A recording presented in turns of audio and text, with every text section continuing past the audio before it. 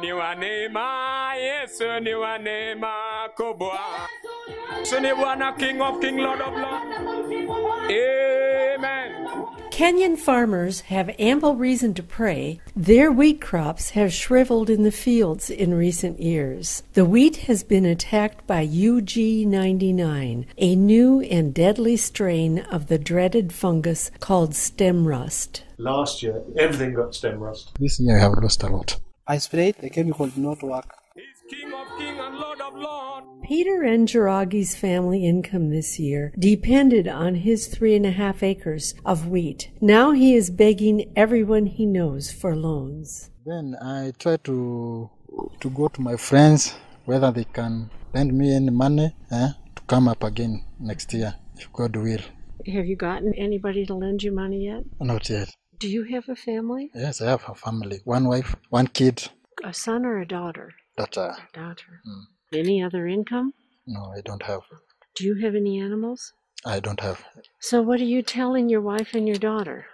I'm telling them maybe everything will be okay when another years will come. Are you going to plant wheat again?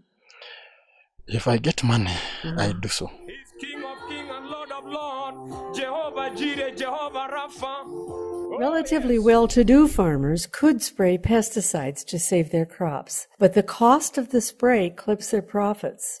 Jeff and Luke Nightingale, a father and son, were forced to spray by tractor and airplane last year. It appeared, obviously, these brown lesions on the stems. They're heavy pustules, they're big, they're rough, and they stand out from the stem. The worst affected areas was 65 acres of seed, and that took us from 24 bags an acre to 14 bags an acre. The grain had been there, it was healthy, and then it shriveled in that last stage of run, just disappeared. Since the fungicides became available, we've always tended to put at least one fungicide on. But now we're at a stage where we're going to, as a matter of course, we're doing two. It's going to be quite a while before we'll have the confidence to not to do the prevention. We're looking for resistant varieties, but would be taking chemical precautions beforehand. That would be more to just sleep better at night.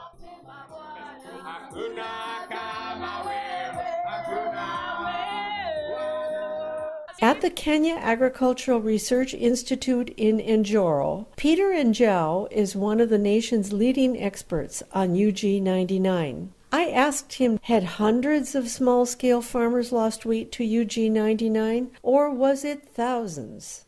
I would say thousands, especially 2005 when they still didn't know about this disease. It was actually disastrous. So many farmers were not aware. Sometimes when they see the disease is just too much, they forget about the crop. They abandon it? They abandon it. In a field just outside the research station, Njau's staff has planted wheat varieties from around the world and exposed them to UG99. Now crop scientists from around the world are combing these test plots for resistant plants. Yeah, 50 MSS. This one is nice. 60, yes.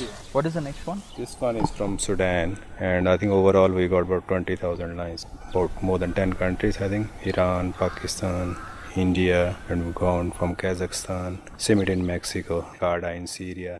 Finding resistant plants is only the beginning of a process that could take more than 10 years. Brian Stephenson from the University of Minnesota explains why. When you look at where wheat is grown all over the world, it's so vastly different. So here we are in Kenya, an equatorial country where wheat is growing at high elevation. The day length is nearly equal, 12 hours all throughout the year, and it has a different temperature profile and rainfall profile. So we have to breed specifically for these individual wheat growing areas in the world. Certainly Kenyan varieties are not going to do very well in Minnesota, where we have these long days during the summer, and vice versa.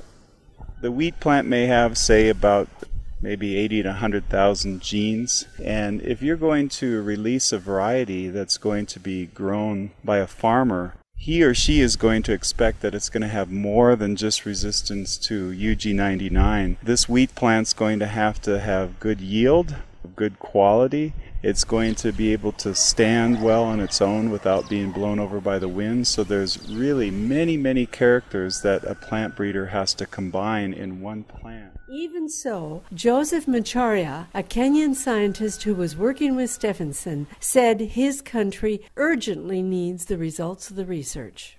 Yeah, we're saying in the Kenyan villages, farmers rely on the roosters to wake them up early in the morning. And in this scenario, it's telling scientists to wake up and solve this problem.